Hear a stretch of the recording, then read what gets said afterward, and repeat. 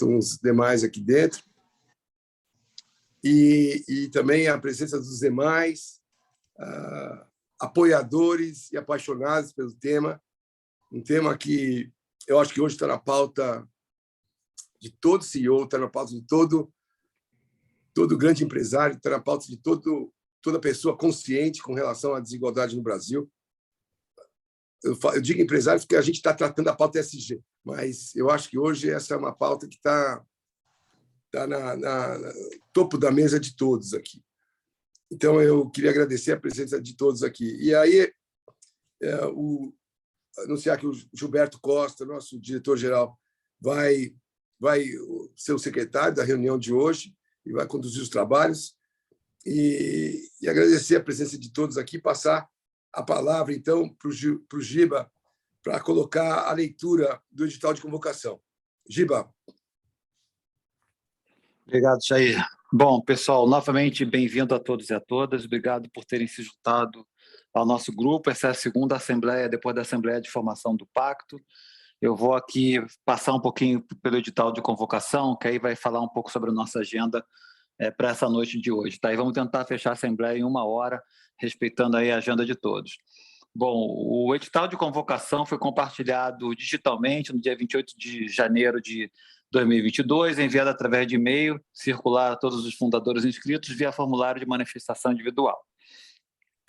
Ficam convocados os interessados para comparecer à Assembleia Geral da Associação Pacto de Promoção da Equidade Racial, associação, a ser realizada virtualmente dia 14 de junho de 2022, a data de hoje, com início às 19 horas, em primeira convocação e em segunda convocação decorrido 30 minutos, por meio da plataforma Zoom, para deliberar a respeito da seguinte ordem do dia. Então, eu vou passar um pouquinho agora sobre o que nós vamos conversar hoje, tá bom?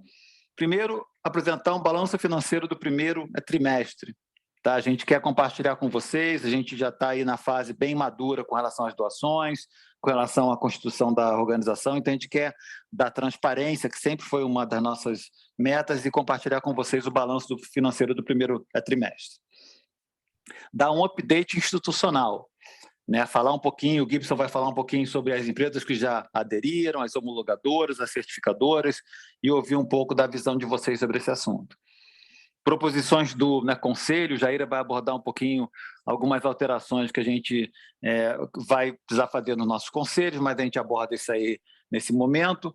Informações gerais sobre o Índice ESG de Equidade Racial Setorial, que é um dos mais novos lançamentos do Pacto, e o Lucas está aqui na nossa conversa, da nossa equipe de econometristas, vai falar sobre o lançamento do Índice ESG de Equidade Racial Setorial. Vamos falar sobre o programa de formação da associação. Muitos dos recursos que foram doados estão sendo direcionados para a potencialização das organizações do movimento negro, que para a gente era uma das maiores objetivos. Então, formação, em apoderamento, enfim. Então, Nalva, Gibson vão falar um pouquinho sobre isso. E Código de Conduta e Ética da associação, tá bom? Então, essa é um pouco da pauta que a gente vai falar sobre hoje, e aí a gente vai abordando cada tema. Jair, você quer iniciar? Não, eu acho que está de boa ordem. Toca você com o balanço financeiro, Giba. Maravilha. Gibson, você coloca na tela, por gentileza? Obrigado. Então, ok. Essa aqui já é a primeira tela, Gibson? É sim, Giba. Legal, obrigado. Bom, então aqui estão todas as doações recebidas ao longo da formação da associação, tá? A gente recebeu aí R$1.200.000, mais ou menos, em doações, e a gente teve essa alocação de custo de R$173 mil. O que eu quero destacar aqui? Primeiro que a gente teve um custo de implantação por volta de 50 mil, tá bom? Que foi a sede da associação. Para quem não sabe ainda, eu queria convidar todo mundo que está aqui para nos visitar lá na Feira Preta, no espaço da Preta Hub. O espaço é maravilhoso. Pena que a Adri, não sei se ela está aqui junto com a gente, que eu sei que ela está viajando com compromissos profissionais, mas estamos alocados lá na Feira Preta, tem uma sala específica para a associação, com um espaço disponível. Então, para quem quiser nos visitar, a associação está formalmente instalada lá no espaço da Preta Hub, lá no Anhangabaú, tá bom? A gente, obviamente, teve aqui recursos de TCMD, que tem que pagar por conta das doações, e a gente tem alocado bastante recursos em consultoria. e sua maior parte das consultorias voltadas para o movimento negro. Então, não só na questão dos índices, como também formação das homologadoras, formação das certificadoras, ou seja, o pacto ele tem como objetivo dar retorno para a sociedade, dar retorno para a comunidade negra. E a gente tem aqui alocação em salários e benefícios e manutenção da própria equipe. Por que a gente quis dar essa transparência?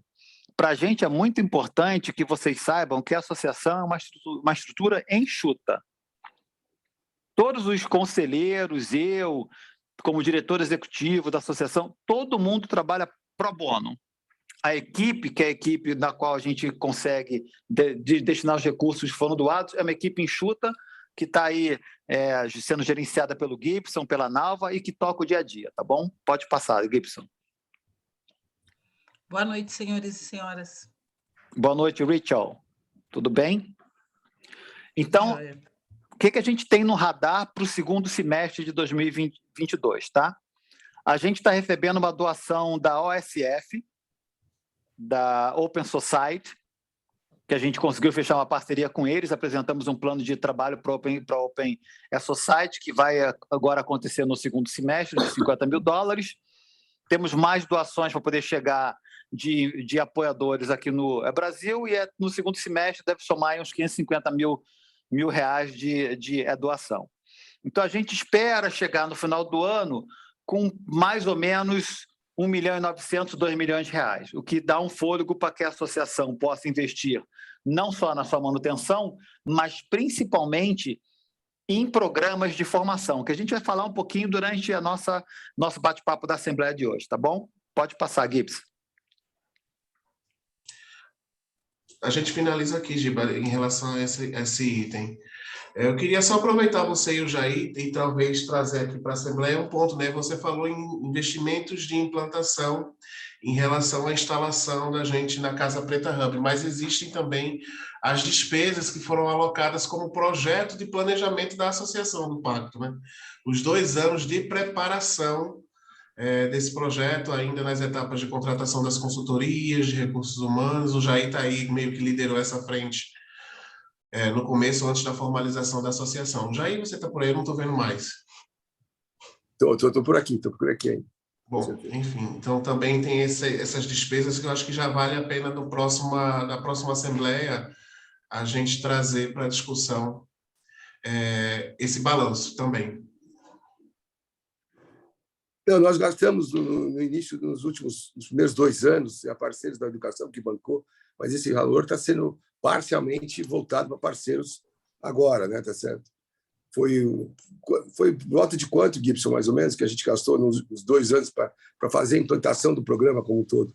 400, se eu não me engano, 480 mil em 2 anos.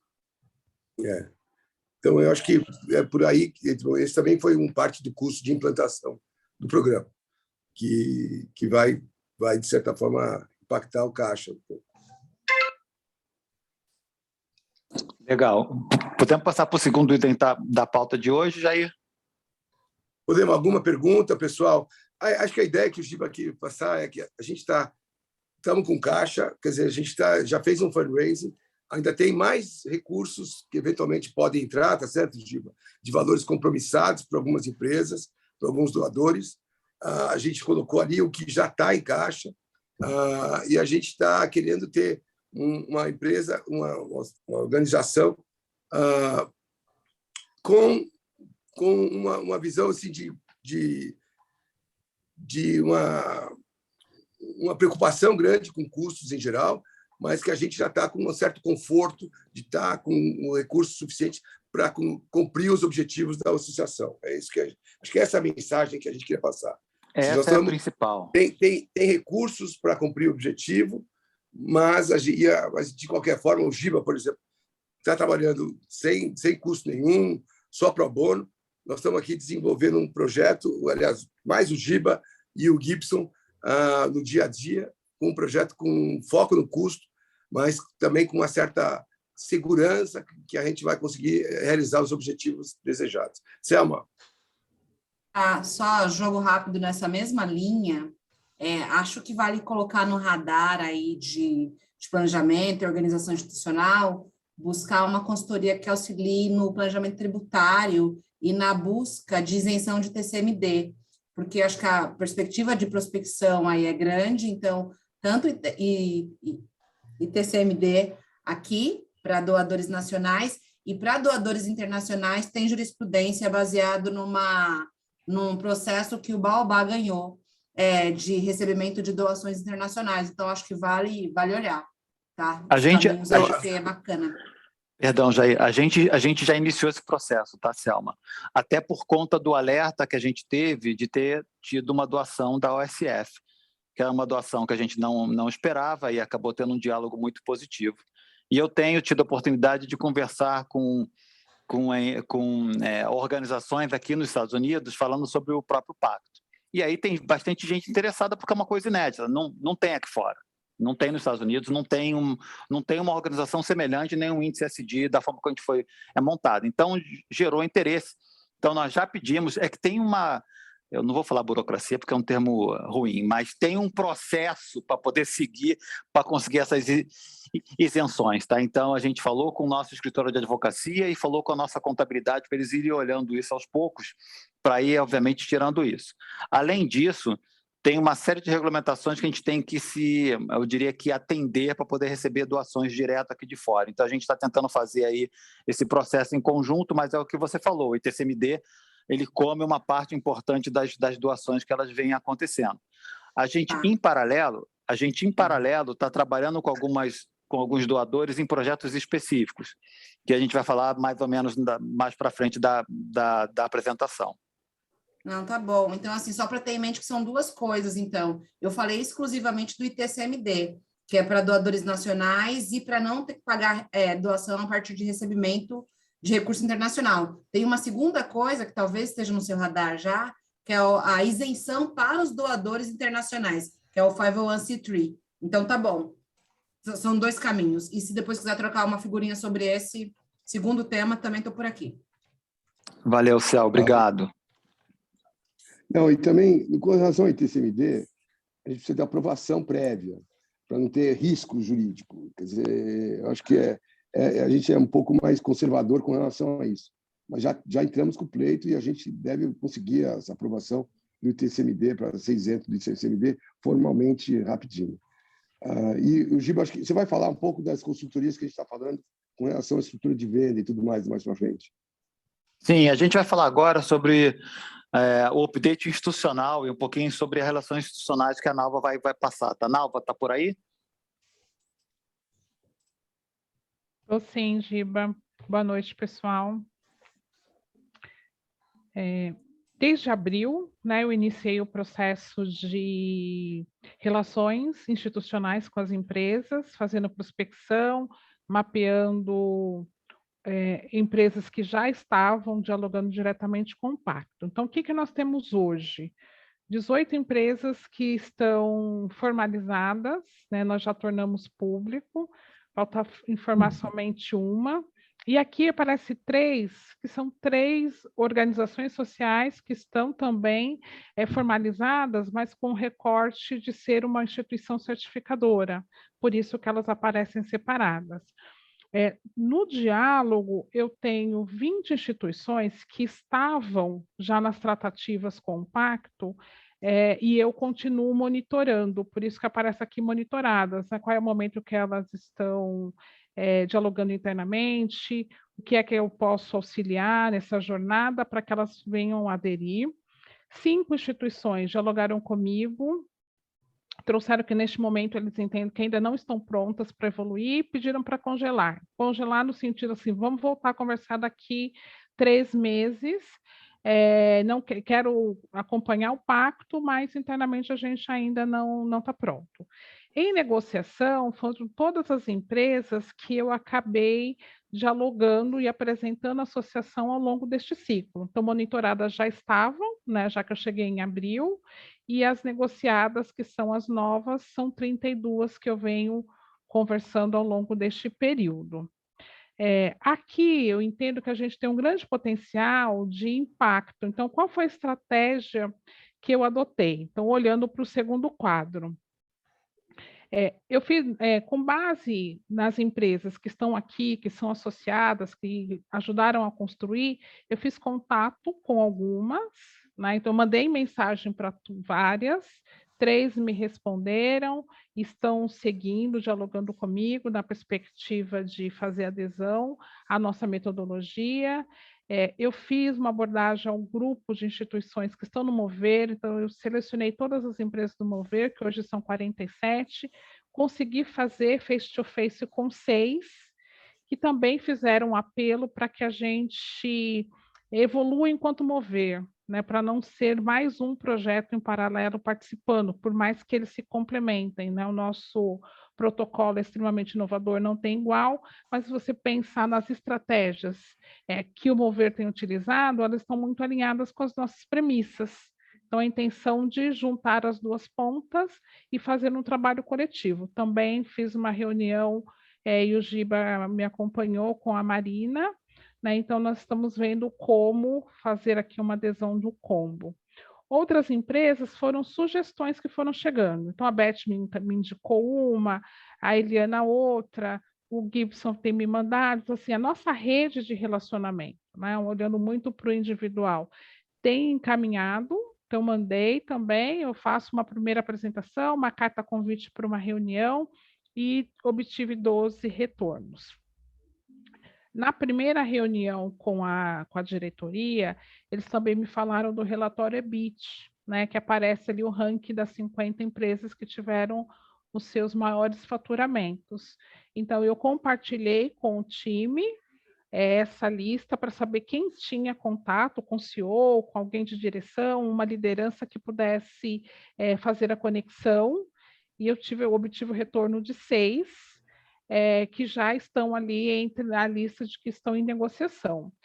Digo isso porque ainda tem um grupo imenso, né, de instituições possíveis de serem abordadas, mas devido aí, eu considero que 2 meses de trabalho a gente já conseguiu falar com bastante gente, vem aí na sequência do meu plano de trabalho para os próximos meses. Então, este é o cenário de relações institucionais, e que eu entendo que quem tem dialogado está bem satisfeito, e quando sente que não é possibilidade de seguir, também tem sugerido evoluir enquanto uma instituição apoiadora, né? Não obtive ainda um fechamento de nenhuma delas, né? Está bem evoluído, espero ter novidades no final do mês, mas é um cenário que eu vejo aqui, são um desafio, mas com grandes possibilidades de conseguirmos fechar o semestre com boas novidades.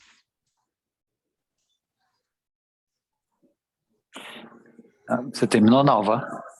Terminei. Legal. Acho que eu queria só reforçar uma mensagem aqui, que é uma mensagem que eu tenho falado e falei na reunião do Conselho Deliberativo que aconteceu há poucos dias atrás, tá? O pacto, ele é uma iniciativa com o objetivo de somar, com o objetivo de conectar. Ele não tem o objetivo de concorrer com as iniciativas que já estão em andamento. Então, a gente não vai concorrer com tudo que já vem sendo feito pelas empresas, com várias outras organizações ou consultorias ou movimentos como o Mover, ou movimentos como o que é feito pelo Ethos, ou movimentos... A gente aqui tem o objetivo de contribuir e de conectar. Inclusive, um dos papéis que a gente vai desempenhar, e que a Nalva está com essa responsabilidade, né, com essa missão, é de nos conectar com movimentos que já são existentes. Movimentos que já estão em andamento, porque esse é o objetivo. Não pode ser um double counting em que a empresa fica sendo demandada para investir recursos em cada vez mais iniciativas. Isso não faz sentido, isso não fica de pé.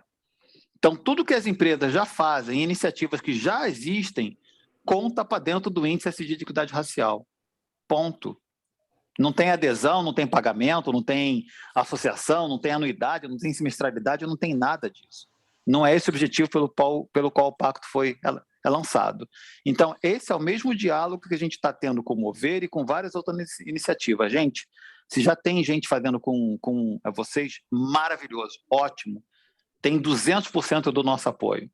O que a gente quer e que a gente tem incentivado é que essas empresas utilizem o protocolo SD racial, utilizem o índice SD de equidade racial para poder mensurar a evolução das suas ações. É isso que a gente quer.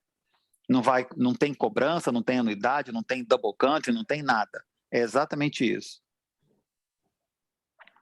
E aí eu queria reforçar aqui ao Conselho, né, e à Assembleia e a todos presentes aqui, para que vocês tentassem estimular as empresas a conhecer mais sobre o pacto, a entender, porque tem muita dúvida, gente. O pessoal fala assim, mas eu já estou com tal iniciativa. Mas eu já estou com fulano, eu já aderi. Pode continuar aderindo. Pelo contrário, a gente super apoia. E a gente quer, inclusive, estar ligado com essas iniciativas do ponto de vista de apoio institucional. Não são ações excludentes.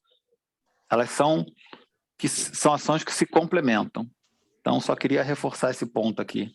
A Nalva e a Lili levantaram as mãos. Nalva só para complementar nessa direção do Giba, eu entendo que é de extrema relevância eu conseguir dialogar com as coalizões nas quais vocês estão inseridos. Da mesma forma que eu exemplifiquei aqui o Mover, eu sei que tem outras, né? Eu fiz uma chamada também no individual para algumas pessoas desta roda, para que juntos a gente possa, né? Eu ter ali um espaço para apresentar o índice, que possa ter um espaço para apresentar a associação, já que nós temos 6 meses e este coletivo aqui é muito engajado e tem possibilidades também de abrir novas portas, né? E demonstrar isso que o Giba trouxe, que nós complementamos e não concorremos. Legal. O que eu comentei com o Gilberto e com o Gibson da última vez, eu não sei se eu estou... Vai, Rubinho! É que a gente viu todo o documento, né? Assim, o que o documento diz, o que a gente está fazendo. Mas que eu me sentiria mais confortável de apresentar para as empresas quando eu visse essa ferramenta. Eu não sei se a gente vai ver ela hoje, porque eu imagino que tem uma ferramenta que as empresas preencham e que diz em que estágio que elas estão em relação a esse nosso índice, né, ESG de equidade racial. Eu acho que falar sobre com as empresas sem ter visto essa ferramenta, quem me conhece aqui sabe que eu sou bem metódica e metodológica, né? Eu fico um pouco insegura. Então, eu queria entender se a gente já tem essa ferramenta, se a gente vai ver ela hoje, e dizer que é isso, né? Para mim, o grande ponto é estar assim, temos esse produto tangível. Beleza, daí eu falo, né, com o pessoal que eu tenho relacionamento, indico, compartilho, mas acho que só com base no documento, eu fico, né, acho que tem esse ponto aí. Não sei se é porque ele já foi desenvolvido e eu não vi, ou se ele ainda está em desenvolvimento. Oi, Eli, deixa eu abordar esse assunto, então. A ferramenta já existe, tá? O site tem um pacto, e a ferramenta ela permite, inclusive, que a empresa consiga fazer o upload dos seus dados e calcular o índice ESG de equidade racial, nível 1, 2 e 3. Nível 1, dados demográficos, nível 2, ações afirmativas, nível 3, investimento social privado em equidade racial. E através dessa ferramenta, inclusive, a empresa tem acesso a quem são as homologadoras, quem são as certificadoras. As certificadoras e homologadoras têm acesso para poder olhar as ações afirmativas, enfim. Então, tem toda uma estrutura que foi criada para facilitar para que as empresas possam não só fazer o upload dos seus dados, como fazer os cálculos necessários. E quando a gente desenvolveu a ferramenta, inclusive, a gente trouxe empresas para participar. Então, tiveram as empresas que homologaram, foram lá e deram o pitaco. Né, e falaram assim, faz isso, faz aquilo, mexe aqui, mexe ali, não está legal, então a gente trouxe pessoas para contribuir. Hoje não vai dar tempo de fazer essa apresentação, não, mas, Gibbs, marca uma conversa específica com a Lili sobre esse assunto, que a gente apresenta o site aí, pessoal, se mais alguém quiser conhecer, é bacana conhecer.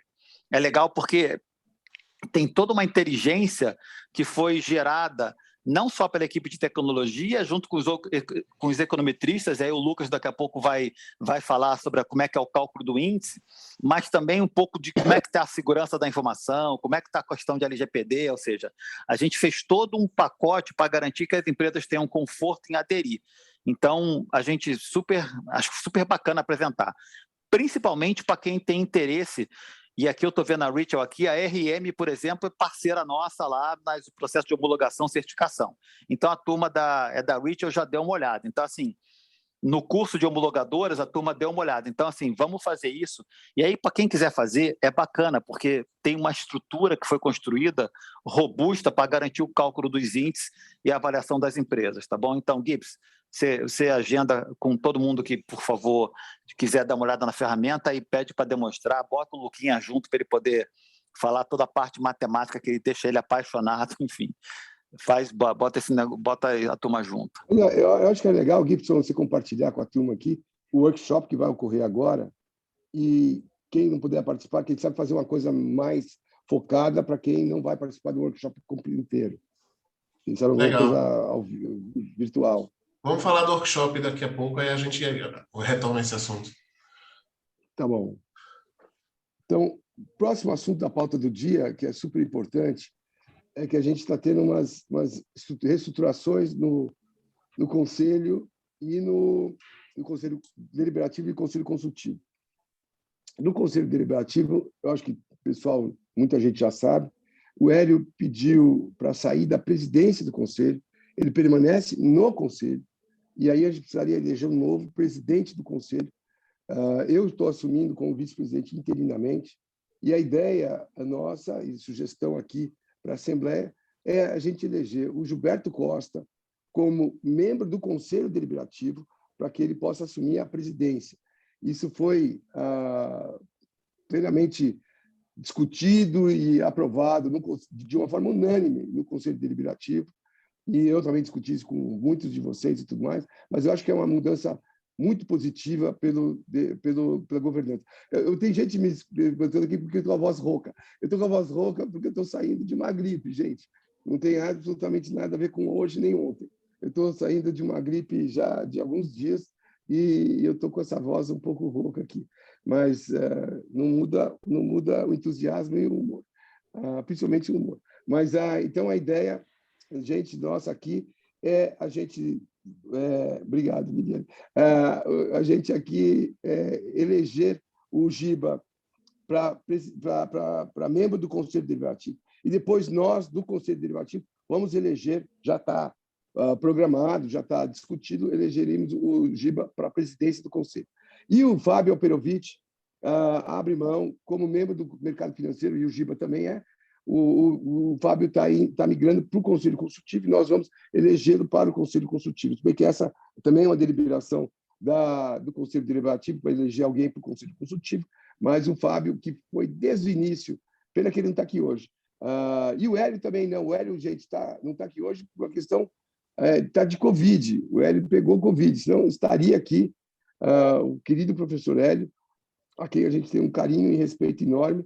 Ele está de Covid hoje, a razão pela qual ele não está aqui nessa Assembleia de hoje. Eu não estou com Covid, eu só estou com gripe, saindo de gripe. Mas, então, eu acho que foi um caminho muito bom, positivo, de governança. E a ideia, sim, muita gente perguntou, mas o Giba vai ser presidente do Conselho Deliberativo e diretor-geral? Sim, isso é comum em algumas organizações. Eu sou assim, na Parceiros do Educação. Também tem outras situações que também existe isso. Porém, a gente quer, isso a gente não é uma coisa oficial, mas é uma coisa não oficial. Eu e o Giba discutimos isso 40 vezes. A gente quer achar um novo presidente do Conselho Deliberativo, mas com tempo. Com tempo, alguém que venha agregar para o programa como um todo. E a gente não quis fazer nada de afogadilho, então o caminho mais claro foi esse. Então, e com o tempo, não tem prazo, a gente não quer ter necessariamente uma pressão de prazo, a gente vai estar procurando, sim, de uma forma mais clara, um novo presidente do Conselho Deliberativo ao longo desse próximo ano, quem sabe, pelos meses. Mas essa é a mensagem que eu queria fazer, e eu queria colocar, primeiro, se alguém tem algum comentário, e segundo, colocar em votação essa proposta de o Giba ser eleito para o Conselho Deliberativo, o Fábio Alperovitch, a gente aceitando a renúncia, eleito para o Conselho Consultivo, apesar da Assembleia não precisar, seria até legal ratificar. E já informando vocês que o Conselho Deliberativo vai, por uma decisão unânime dos membros que já estão lá, eleger, então, o Giba para o presidente do Conselho. E eu estou falando de uma forma totalmente de transparência para a Assembleia. Então, eu queria primeiro colocar, ver se alguém tem alguma coisa a falar, alguma colocação, para depois a gente colocar em votação. Levantem as mãos se alguém quiser se posicionar. Quem votar contra, eu acho que é mais fácil. Quem quiser votar contra, Não, por favor, levante a mão. não existe isso, votar contra. Quem Eu quero se primeiro opor? colocar para alguém, se quiser se manifestar, Gibson. Eu sou Ah, advogado, perdão. cara, já presidi muitas assembleias da minha vida. Já tô velhaco nessa história. Tudo bem, depois só Desculpe a fica minha fácil voz rouca. contar 100 votos na tela de vídeo chamada. Não, mas quem não se manifestar ao contrário, estaria votando. Quem que se manifesta ao contrário, aqueles que sejam contra. Porém, então, no silêncio, a gente vai entender que todos estão a favor. Essa é a colocação. Mas, antes disso, eu queria ver se alguém tem alguma coisa a comentar, e eu queria deixar um pouquinho de tempo para o pessoal se manifestar levantando a mão.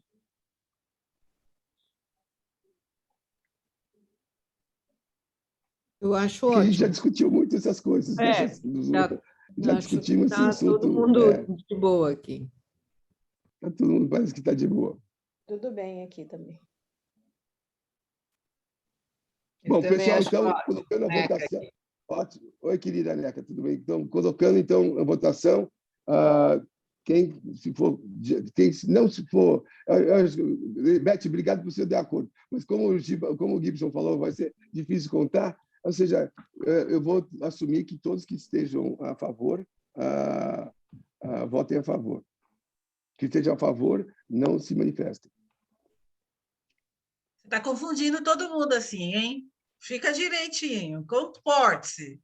Ou seja, quem está de acordo, fique em silêncio, né, seu Jair?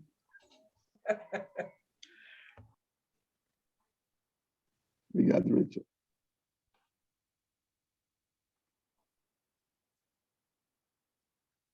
Ok, obrigado por todos, queridos. Então, vamos para o próximo item do pauta. Obrigado, Jair. Obrigado, pessoal.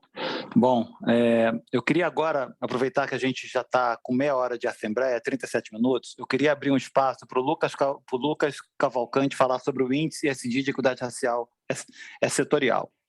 Antes do Lucas falar sobre esse assunto, eu queria dar um pouquinho de pano de fundo de por que nós chegamos nisso, tá? O que a gente percebeu? As empresas começaram a fazer simulação dos seus índices ESG de equidade racial para entender como é que elas estão com relação à equidade racial vis-à-vis a região em que elas atuam, tá bom? Ok. Mas faltava um parâmetro.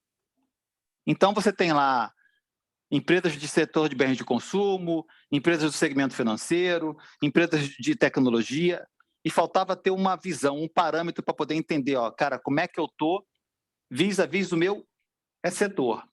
E aí, em reunião com a equipe de econometristas, a gente resolveu criar o índice ESG de equidade racial setorial, que é o que o Lucas vai explicar aqui hoje. Utilizando a RAS dos últimos 10 anos, RAS não identificada, ou seja, não sabe o nome de funcionário nenhum. A gente voltou nos últimos 10 anos, calculou o índice ESG de equidade racial de cada setor da economia para cada região do país. Então, vou dar o exemplo da Ambev, tá? Que é uma das empresas que aderiu ao protocolo ESG racial. A Ambev agora vai conseguir olhar para o índice ESG de equidade racial do seu setor da economia dos últimos 10 anos em cada região do país, sul, sudeste, centro-oeste, etc. Isso vale para os bancos, isso vale para empresas de bem de consumo, isso vale para todas as empresas. E estas informações que foram calculadas vão ser divulgadas publicamente. Não tem interesse nenhum do pacto em comercializar esse tipo de informação. Elas vão ser primeiro divulgadas no site do pacto e a gente está procurando outros parceiros onde a gente possa divulgar essa informação, para que as empresas possam ter um parâmetro e a empresa consiga olhar como ela evoluiu nos últimos 10 anos e como o setor dela evoluiu nos últimos 10 anos. O que a gente fez de piloto? Fomos lá, até puxando a sardinha para o meu campo de atuação. Sentamos com a FEBRABAN. Fizemos uma reunião do Lucas com a FEBRABAN, fizemos a apuração do índice ESG de equidade racial do setor de bancos dos últimos 10 anos e apresentamos para a FEBRABAN. E com essa informação agora, cada banco vai conseguir pegar esse dado, vai olhar para esse dado e vai falar assim, nossa, olha como eu estou, olha como o meu setor está nos últimos 10 anos. Então, Lucas, o palco é todo seu, cara. Tá ótimo, mas você praticamente fez meu trabalho todo, Giba. Não, mas eu não sou econometrista, eu sou né, contador. Estou longe de chegar onde você chegou. Manda a brasa aí. Eu vou compartilhar minha tela aqui com vocês, só um segundo.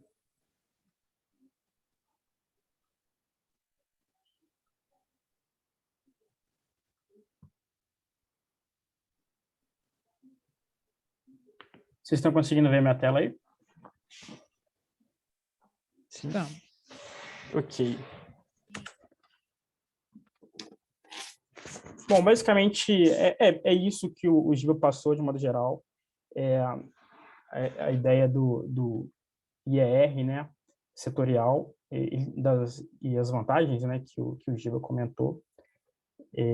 Basicamente, a gente tem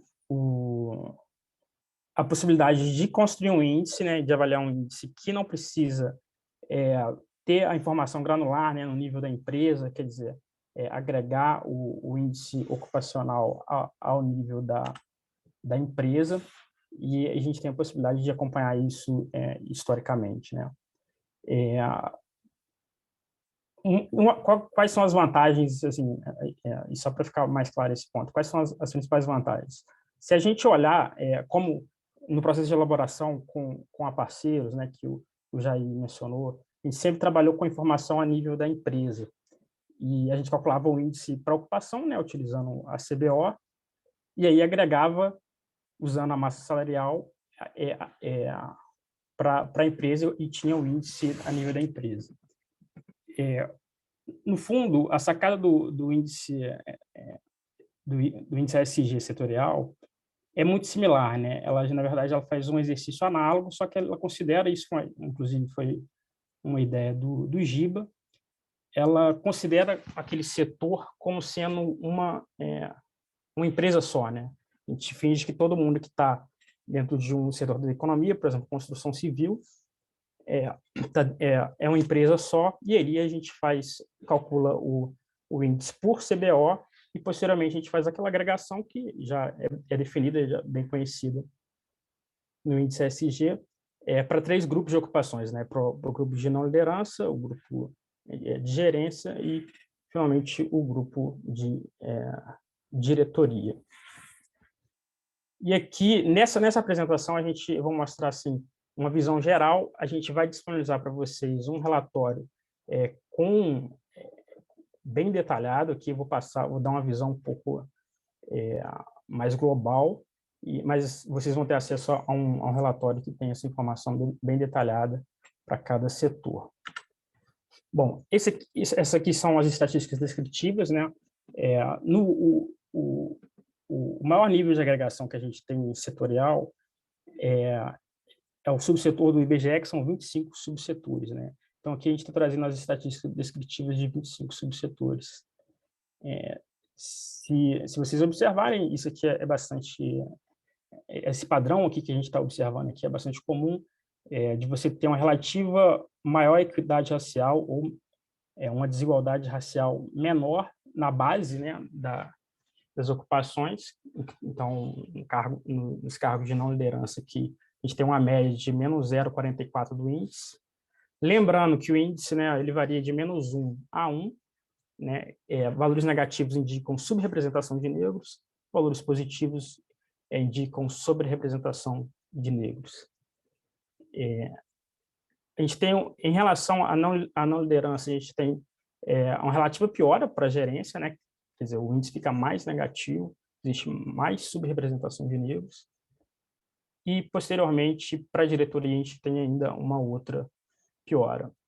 O índice, que a gente chama de ESG ponderado, e é o indicador do primeiro nível, né, do índice ESG de equidade racial, é a média desses 3, que aí, no caso, dá menos 0,55.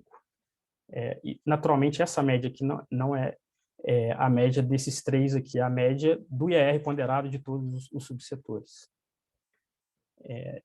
De modo geral, é isso. Eu acho que tem um outro ponto aqui que vale a pena chamar a atenção para nesse quadro aqui, não só que ele já indica, né, por si só, quando a gente observa só os valores de tendência central, como a média e a mediana, que é o indicador aqui que está na linha dos 50%, não só os indicadores de tendência central, eles são bastante negativos, indicando que toda a distribuição está toda deslocada, né, para a esquerda do zero, como também, se você pegar o valor máximo, quer dizer, a última linha aqui, a gente observa que ainda temos valores negativos, quer dizer, mesmo nas posições de não liderança, o valor mais positivo do índice dentro dos 25 subsetores em 2020, considerando o Brasil inteiro, foi de menos 0,2, que mostra moderada subrepresentação de negros, né? Então, mesmo olhando para o dado mais favorável, aí, a gente ainda tem uma subrepresentação de negros. Uma outra coisa que o índice nos permitiu observar foi trazer esse dado histórico, né, como eu havia comentado, porque tanto o indicador do setor do IBGE quanto o indicador de atividade econômica da empresa, eles estão disponíveis independente de ser identificada ou não identificada, né? Então, a gente consegue ir tão longe quanto a RAIS disponibiliza os dados, e, inclusive, é por isso que acaba em 2020, porque é a última RAIS, né, que foi divulgada pelo Ministério da Economia, e tão longe, né, naturalmente, quanto vai a variável que a gente está utilizando aqui.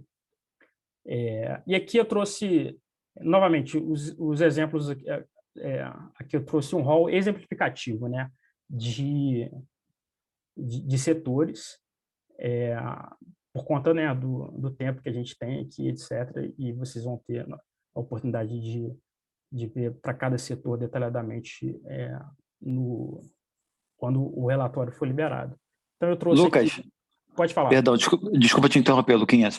Só para reforçar, pessoal, isso aqui é dado real. Isso aqui é realidade, é número, é fato e dado.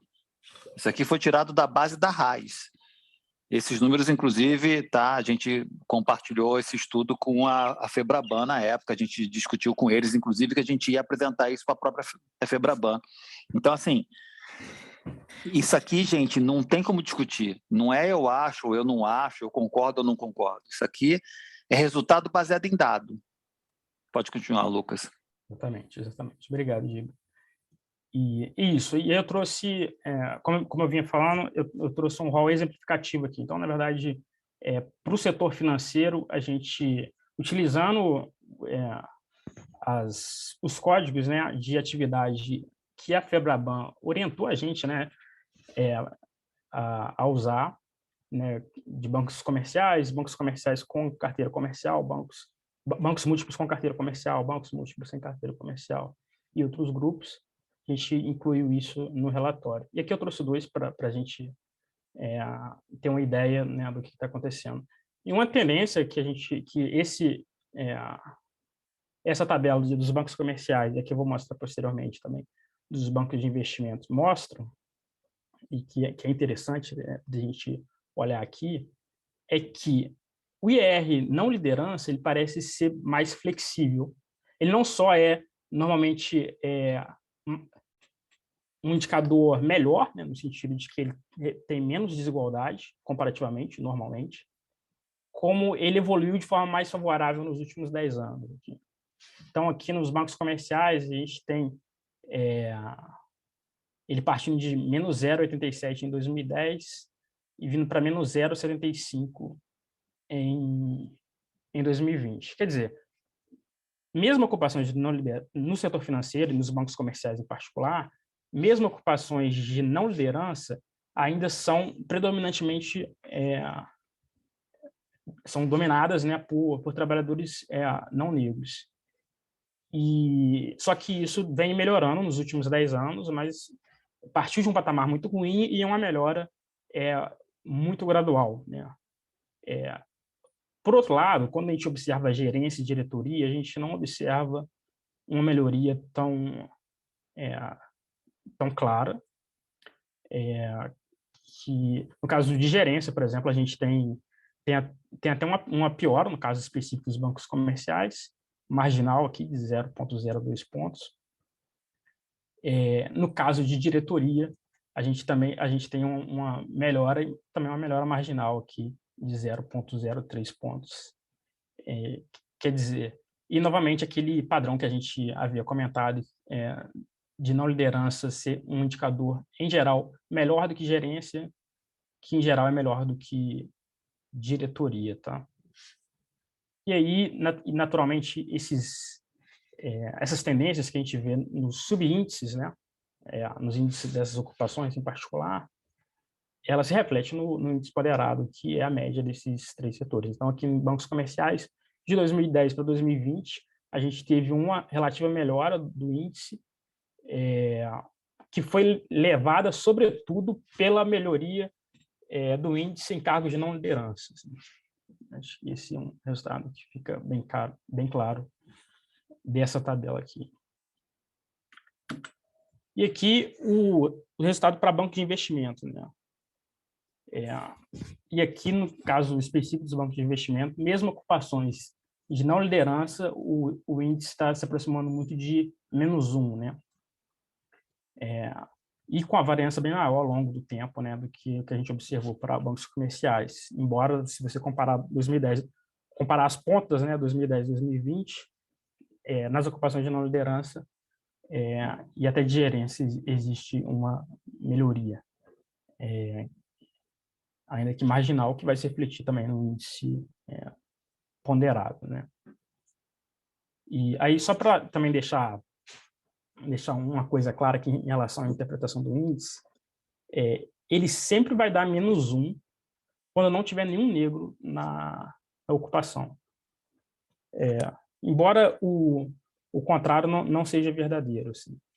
Mas no caso específico aqui, de 2011 a 2013, por exemplo, na verdade, para vários anos, se você olhar a coluna do índice para diretoria, isso está indicando que possivelmente não tem nenhum negro na posição de diretoria em bancos de investimento nesses anos em consideração. Nos anos que o indicador dá muito próximo de -1, mas não dá 1, é provavelmente porque assim, tem um negro em um conjunto um conjunto bastante grande em termos absolutos de diretores. Então, esse é o resultado. Imagino que esses resultados assim, são esperados para quem conhece, né, bancos de investimentos e mesmo bancos comerciais, mas está aqui o número, né, ainda que intuitivo, é sempre bom ter o número. Por fim, para eu não me alongar muito aqui, eu trouxe aqui um gráfico com os quatro índices, né, diretoria, gerência, não liderança e ponderado, para os setores que mais empregam na economia. Assim. A gente pegou os 4 subsetores que mais empregam na economia, que é comércio varejista, comércio e administração de imóveis, serviço de alojamento, alimentação, reparação e manutenção, e transportes e comunicações. Essas definições aqui são ipsiliteres a definição do IBGE, tá? Então, às vezes ela parece um pouco burocrática, mas é porque é mesmo.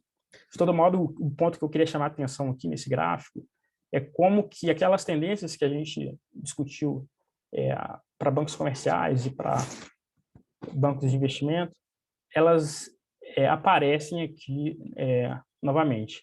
Que tendências são essas? De que existe uma relativa melhora no índice ponderado como um todo, de 2010 a 2020, quer dizer, ele se tornou menos negativo,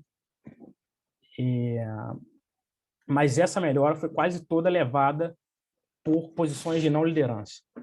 Tá? A gente, no quadro de diretoria, é um quadro de estagnação muito grande. No caso desses 4 grandes setores aqui, o quadro de gerência não é tão ruim, na verdade existe até uma pequena evolução, como vocês podem observar no gráfico, mas esses são setores que são relativamente mais igualitários do que os bancos, né? Se você olhar aqui, o índice ponderado, ele está aproximadamente entre menos 0,6 e menos 0,4 aqui, né? Desses 4 grandes setores aqui. E para bancos, né, o índice ponderado ele gira em torno de menos 0,8 a menos 0,9. Quer dizer, então, mesmo nesses setores que são mais igualitários, a gente tem muita estagnação na diretoria e a maioria do índice quase toda sendo levada pelo IR não liderança. Ainda que, diferentemente do que ocorre para bancos, tem uma relativa melhora aqui para o IR de gerência. Ok? Bom, essencialmente, esses pontos que eu queria chamar a atenção em relação a esse relatório sobre o IR setorial. Isso aqui, novamente, é uma visão macro, né? Acho que dá para ter acesso a muito mais detalhe lendo o relatório mesmo. Mas, em essência, é isso, que eu não quero abusar muito do meu tempo. E Legal. Queria saber se alguém tem um comentário ou dúvidas, né?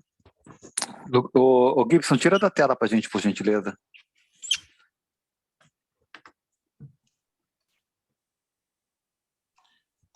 Legal, bacana.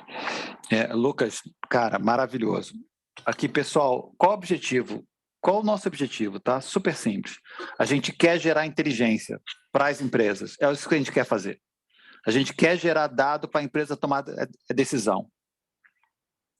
Né? Desigualdade racial vai se combater com base em fato e dado, com base em número, com base em estatística. E para isso a gente precisa da ajuda de vocês, para que vocês conheçam como é que funcionam, saibam como é que funcionam, tenham acesso aos dados, tenham acesso à metodologia. Então aqui a nossa equipe é enxuta, mas está à disposição de vocês, quem quiser marcar, quero conhecer como é que é o cálculo, quero conhecer como é que é a metodologia. Aqui, eu vou repetir, é dado real, não é dado inventado, não é uma amostra. Isso aqui é a raiz dos últimos 10 anos. E isso aqui vai ser uma informação que vai ficar de domínio público. É tipo o Linux. Vai todo mundo ter acesso a esses números. Porque aí vocês, que trabalham tão próximos das empresas, que trabalham nas empresas, que trabalham no terceiro setor, vão poder ajudar a divulgar isso. E vão poder ajudar as empresas a trabalhar sobre isso. O que a gente está fazendo do nosso lado agora? A gente agora está trabalhando com as empresas que aderiram, ajudando as empresas a simularem os seus índices, a calcularem os seus índices e comparando com o seu setor da economia. E a empresa consegue ter um parâmetro, olha, como é que eu estou evoluindo, como é que o setor está evoluindo, o que eu tenho que fazer. A gente não tem tempo para falar sobre isso tudo hoje, mas para vocês saberem, a gente consegue, inclusive, simular o quanto que o setor teria que investir em investimento social privado em equidade racial. Então, eu consigo saber o quanto que o setor de bancos teria que investir para que ele tivesse mais equidade racial no seu setor da economia, porque a gente consegue saber qual é o volume de empregados do setor de banco para todos os bancos, dado agregado. Então, eu vou falar assim, olha, o setor de bancos teria que investir 120 milhões de reais para ter equidade racial, sendo em educação, empreendedorismo negro, papapá. E aí vamos ver quanto que cada banco consegue investir. Então, é um pouco disso que a gente quer fazer. A gente quer ajudar as empresas, a gente quer ajudar as consultorias, a gente ajudar as outras organizações a navegar com relação a isso. Então, Lucas, depois libera para o pessoal aí onde que estão os relatórios, acho que você botou lá no Google Drive, tem um negócio que você faz aí que eu não entendo, mas está disponível em algum lugar. E aí, Gibson, depois, por favor, vê com a turma para se conectar, vê quem quer ter conversa com o Lucas, com a Cris. Não sei se a Cris conseguiu se juntar a gente hoje, que é da equipe do Lucas, também econometrista, que aí pode trazer mais detalhes. Jair, de volta para... É você, perdão. Não, o Ricardo Henrique está com a mão levantada. Fala, Ricardo. Eu também gostaria de... Perdão, pode Ricardo continuar. Está com a mão levantada. Depois o Celso vai falar um pouquinho. Não, primeiro, só dar o parabéns para o Lucas aí, para a equipe toda que está com ele, fazer a conta, acho que tem a inteligência da simplicidade de colocar isso. Eu acho só, Lucas, que, e aí, Giba, em função até da pergunta inicial da Lili no início, tem um pedaço aqui que é importante, além de descortinar a equação, só uma hora que você mencionou isso, Lucas. Como esse negócio é assintótico, vai convergir para um, acho que tem que bolar uma forma de comunicar o que quer dizer uma diferença em 2 casas decimais. Tá? Isso é muito importante, tá certo? Senão as pessoas não conseguem traduzir isso. Porque, na prática, como a dispersão em intrasetor pode ser baixa, um negro para cá ou um negro para lá pode fazer essa coisa mexer muito, né? Em algumas esferas lá, né? Óbvio. Então, eu acho que tem que ajudar o Giba aqui e depois todo mundo a como é que comunica isso, que é o sentido de que é tangível, é absolutamente, como o Giba disse, não é uma simulação, isso é o concreto desse setor. Dá para ver estabilidades, dá para ver as variações, dá para, portanto, depois se calcular e ver a distância que está ali, mas para aferir isso depois, quando você tem lá na base dos não lideranças um volume grande, o que quer dizer 2 casas decimais se eu tenho 1.000 pessoas aqui? O que quer dizer 2 casas decimais se eu tenho 30 pessoas lá em cima? Tá? Então, acho que isso ajuda, é só quase um glossáriozinho, mas que vai facilitar na comunicação e na maioria das pessoas que estão aqui para sensibilizar suas equipes. De complementar o Ricardo, antes de passar para a Roberta e para o Celso, não só isso, mas o índice ele foi feito para ter essa mobilidade, ter o nível 2 e nível 3. Ou seja, se o banco assumir determinadas ações afirmativas e fizer investimentos em equidade racial, ele consegue melhorar significativamente seu rating. A gente vê isso nas empresas. Uma empresa que tem um rating de 0,50, que parece baixo, se ela fizer as atividades, se ela fizer as ações afirmativas, que é o que a gente quer, e fizer os investimentos em equidade racial, que é o objetivo do Pacto é, ela consegue chegar próximo de A-, ou seja, de um índice bastante razoável para apresentar para a sociedade, desde que ela adote essas 2 medidas. Então, essa ideia, índice não é só falar, olha, puxa, você está aqui, sabe, fique com esse... Não, o índice, ele busca a proatividade da empresa. Roberta, por favor. Desculpa, antes da Roberta, o Celso. Que levantou. Foi? Desculpa, achar que eu estava... Pode ir. Celso, palavra com você. Sua palavra. A minha observação decorre de uma preocupação em que a quantificação dos econometristas é indiscutível. Mas, por outro lado, parece que nós estamos, a despeito dos esforços, criando uma pedagogia de conscientização do processo de marginalização social, econômica, para o setor corporativo. Quando não é verdade, o setor corporativo ele conhece o processo de marginalização. Evidentemente que ele não vai conhecer de uma maneira tão técnica, tão acadêmica, tão sofisticada, como mostrou o nosso estimado amigo. Veja bem, agora, o que eu pergunto é qual é a correlação de força, estimado Giba, estimado Jair, que nós vamos estabelecer para que essa incidência nefasta seja superada. Nós também temos, ao mesmo tempo que a gente desenvolveu, e com essa eficiência apodítica, agora, também é preciso que a gente estabeleça uma correlação de força para que esses dados sejam alterados, porque, do contrário, a gente pode ficar estabelecendo essa relação, e uma relação por um tempo tão significativo e não ter mudanças concretas. E, ao mesmo tempo, a gente legitimar quem nos marginaliza.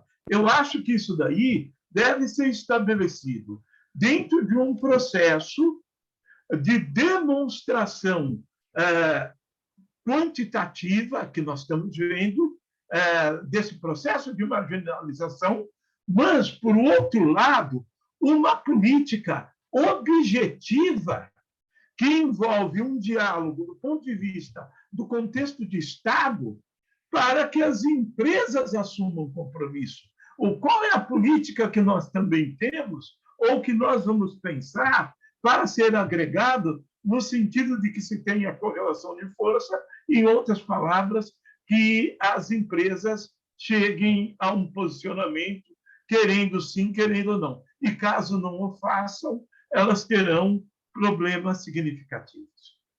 Eu estou preocupado com o tempo aqui, eu vou te dar uma resposta aqui, Giba, se você me permitir, para o Celso, para o querido professor Celso.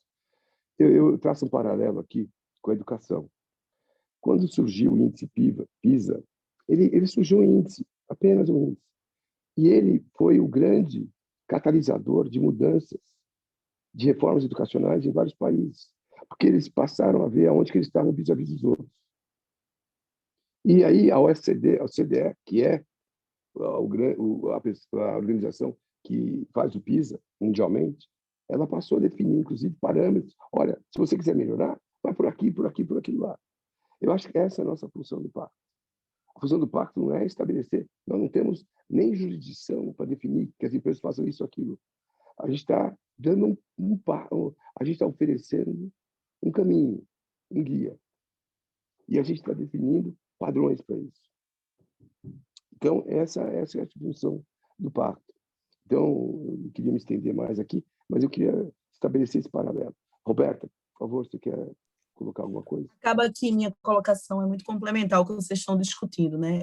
Primeiro colocar e externar o que eu coloquei no chat, assim, o quanto essa orientação data-driven mesmo, desse pacto, vai ser importante para a gente estruturar, e aí me colocando na visão de quem é a empresa aqui, né? E hoje vendo o quanto eu sou, né, usando o artifício mosca preta enquanto diretora de empresa preta, o quanto é importante esses números. Talvez a gente não tenha noção do quanto isso vai ser estruturador para o Brasil. Veja, a divulgação disso e complementando muito o colega que falou há pouco antes, didaticamente, a gente visualizar isso aí para o Brasil, dar, né, muita voz para esse número, reverberar isso aí, vai ter um peso tão gigante, porque as empresas elas vão precisar, no momento, inclusive, de ESG, se expor, gente. A sociedade está pedindo isso. Então, quando eu trago esses índices, eu coloco e evidencio uma lupa para um lugar que é fantástico. Então, assim, eu só queria complementar que, talvez, nessa jornada do pacto, o mais importante vai ser dar visibilidade a números como esse. E aí, as empresas vão precisar comprar essa briga. Se a gente dá essa visibilidade, as empresas precisam comprar a briga. Então, sigam nessa jornada de serem orientados a dados. Isso para a empresa, quando a gente vai do outro lado defender nossas pautas, é crítico, é crítico. O pessoal não quer saber número. E aí, quando eu digo que não tem, é muito mais fácil da gente conseguir espaço dentro das organizações. Certo? É porque eu tinha botado no chat, eu acho que isso a gente não tem noção do quanto isso é importante para a gente que está do lado da empresa. Ok, pessoal, obrigado. Giba, palavra com você para o próximo item. Tá bom, obrigado, pessoal. Eu vou tentar aqui ser mais rápido por conta do tempo, já são 8 horas da noite. Gibson, qual é o próximo item na pauta? Só fazer uma síntese rápida sobre o programa de formação que você, né, começou a falar no início. Acho que vale a pena você agora fechar sobre isso também. Tem os slides aí? Posso projetar aqui rápido, pessoal. Projeta para mim rapidinho, por favor. Deixa eu só abrir a tela. Aqui, dá para ver? Ah, sim, obrigado, Gibson. Bom, pessoal, na linha do que nós conversamos logo no início, volta para a tela anterior, por gentileza. Isso, na linha do que nós conversamos logo no início, o objetivo do pacto é fortalecer a formação de organizações do movimento negro. O objetivo do pacto é ajudar as empresas, é dar de volta para a sociedade. Esse é o nosso objetivo. Então, a gente está trabalhando, eu, Nalva, Gibson, Ananda, Luísa, Lucas, toda a equipe do Pacto está trabalhando numa série de eventos de formação ao longo do ano de 2022. A gente vai ter agora um workshop voltado para a certificação em equidade racial. totalmente gratuito. Eu tenho limitação de vaga por conta da Covid e de espaço, e eu estou tentando arrumar espaço maior, mas totalmente gratuito. A gente está usando os recursos que foram doados para voltar para a sociedade, para voltar para as organizações, para voltar para as empresas. Então, nesse workshop que vai ser realizado, vão ter empresas de auditoria, consultoria, certificadoras, organizações do movimento negro, vão ter todos participando em um dia inteiro discutindo certificação e equidade racial, cálculo de índice, ISD racial, ações afirmativas, vamos falar sobre investimento social privado e equidade racial. Esse evento vai ser organizado no espaço da Preta Hub, que fica lá no Vale do Anhangabaú, e o nosso querido Gibson aqui está coordenando a realização desse evento e a implementação dele. Pode passar, Gibson. Pacto das Pretas.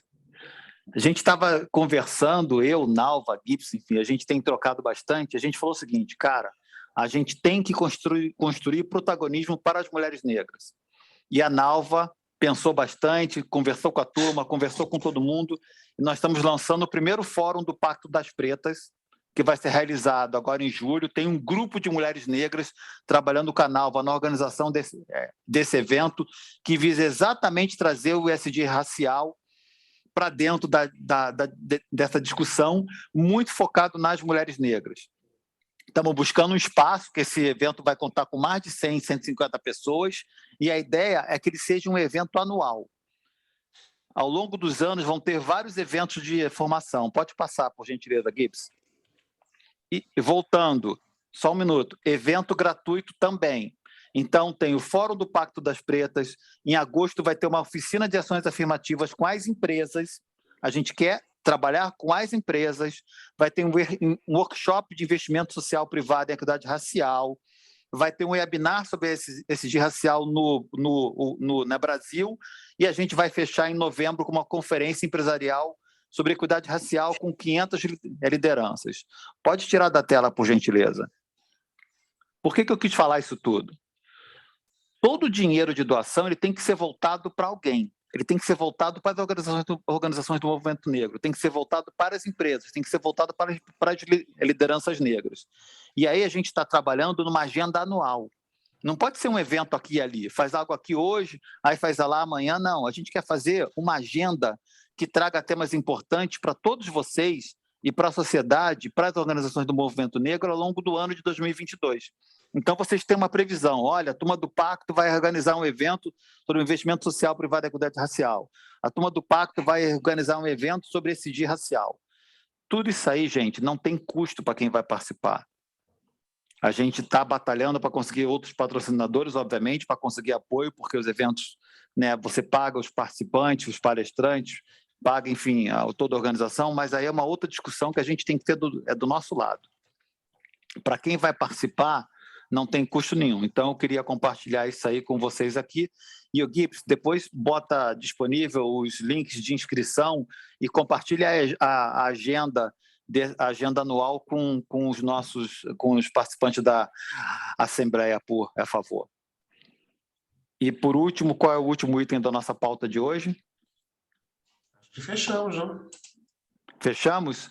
Tá bom, só queria mencionar para vocês um último assunto importante. Não, tem a questão ética. É isso, eu vou falar sobre ele agora.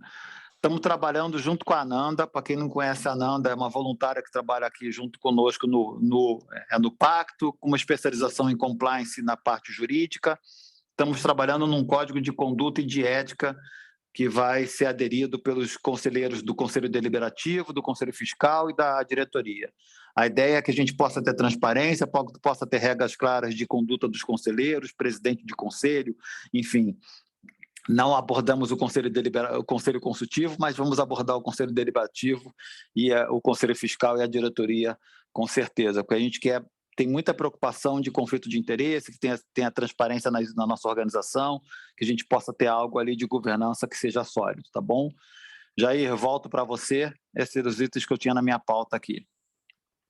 Perfeito. O Frei Davi levantou a mão. Querido Frei Davi, palavra é vossa. Está no mudo, Frei. Dizer a todas e todos que estão na frente desse trabalho, estão de parabéns, a coisa está caminhando. Segundo, dizer que a fala do Celso Prudente me contemplou bastante quando ele destaca a questão,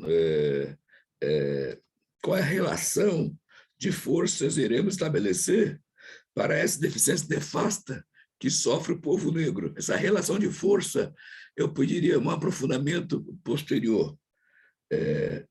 Também, bom, primeiro, parabenizar esse evento, mas fazer uma pergunta que está um pouco fora do contexto aqui, mas que eu estou querendo saber se houve algum retorno. Quando a B3 aceitou entrar no pacto, o que houve de avanço na B3 com referência a essa questão racial?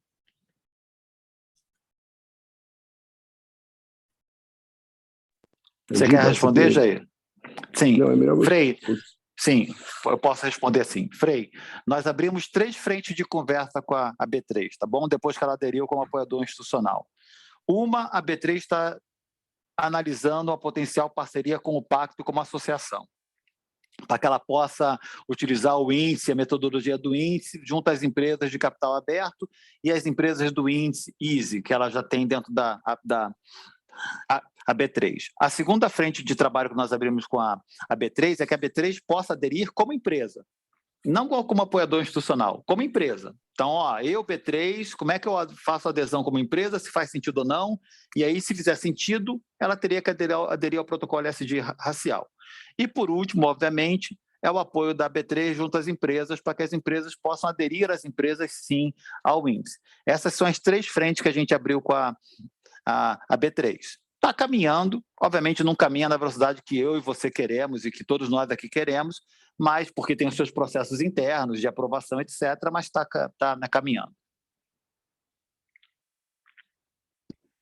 Bom, pessoal, obrigado. Eu queria até complementar a posição do Frei e também parabenizar a equipe que está tocando, o Gibbs, a Nalva, principalmente o Gilberto também, que está liderando esse processo. Eu acompanho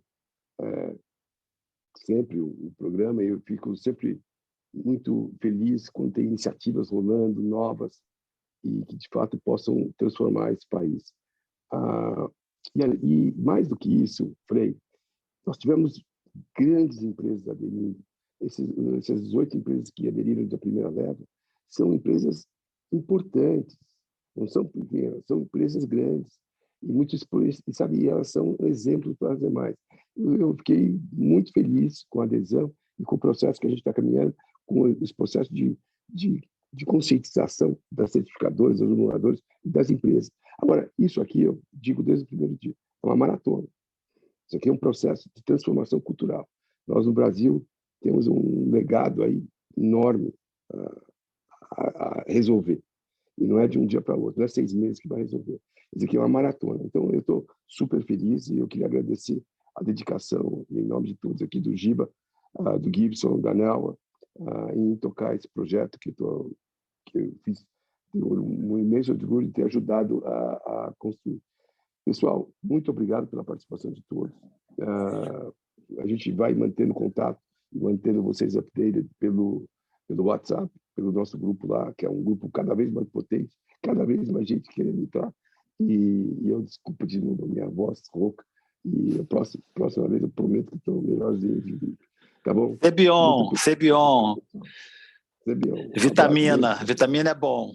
Obrigado, pessoal. Muito obrigado pelo tempo de vocês, hein? Um grande abraço. Todos tenham uma excelente semana. Boa noite, um abraço a todos. Muito obrigado.